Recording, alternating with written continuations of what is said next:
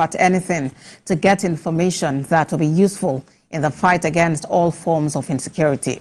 Minister of Information Mohammed Idris, while briefing State House correspondents, emphasized that Kaduna-based Islamic cleric Ahmad Gumi has been invited by security agencies for questioning over some comments he made on the activities of bandits.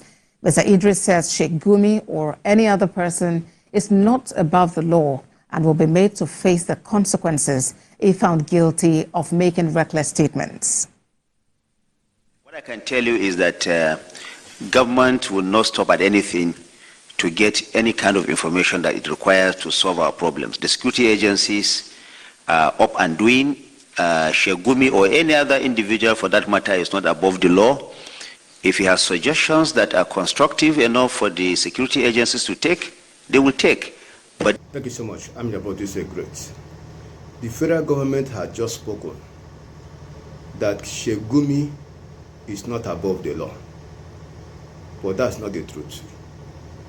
Sheikh Gumi is above the law.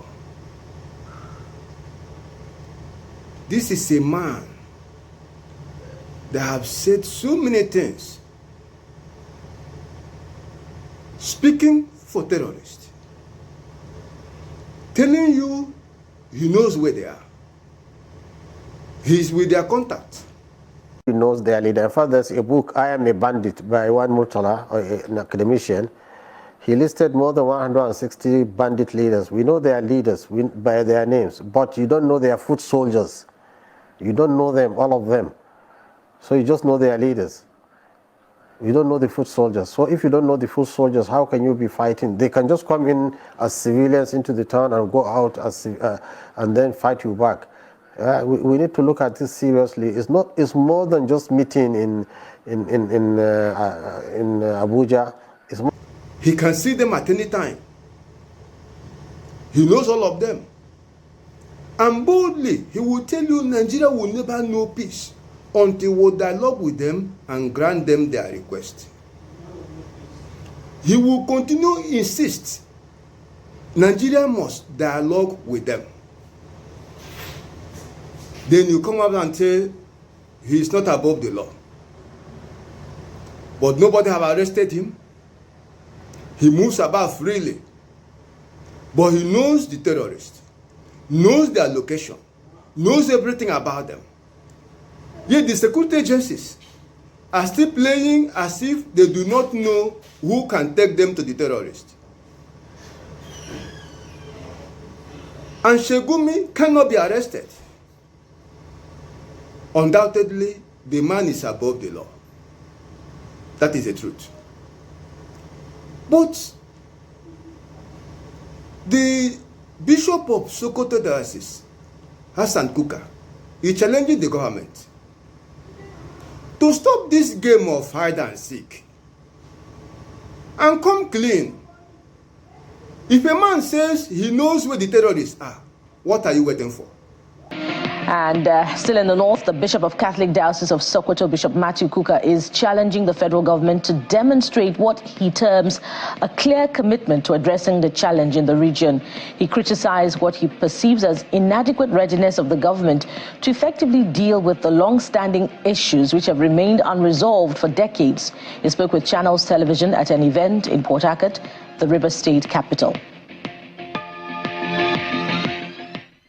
It is clear that the federal government at the highest level knows what is going on. At least the intelligence community has an idea. There are key Nigerians who are saying quite openly that they know more than we think the rest of us know. And I think that it's a business of the federal government to find out those who claim to know where the bandits are and those who are collaborating and cooperating with the bandits.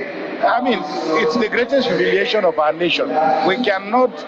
The psychological impact on this on our children is unacceptable. So for me, it's something that the security agencies, in collaboration with those that they say, the people who have said quite openly, okay, that they know what is going on. And I think the federal government has the capacity to go after those people. So, is this a game of deceit or what? The government should complain. The security agencies should brace up and courageously complain.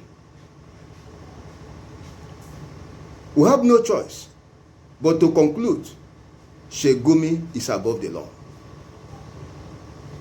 If he's not above the law, there's no way he will still be walking about free.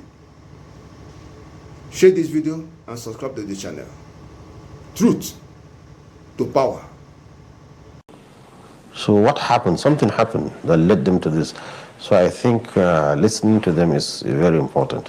What did you discover when you listened to them? When I listened to them, is that I found that actually it's a simple case of criminality which turned into banditry, which turned into ethnic war, and some genocide too happening.